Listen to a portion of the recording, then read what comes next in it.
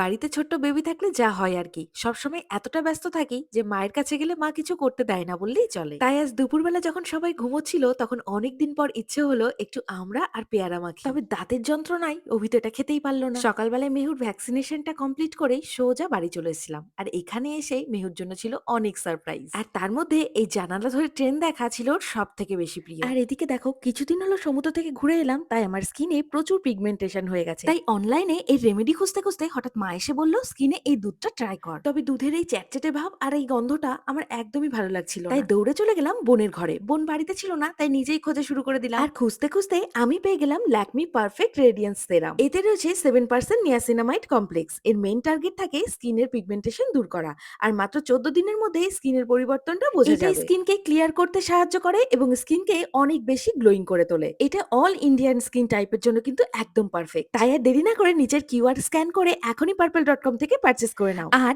180 টাকারও কমে এটি পারচেজ করার জন্য 45% ডিসকাউন্ট পেতে আমার কুপন কোড LAPRSANG45 অ্যাপ্লাই করে নাও।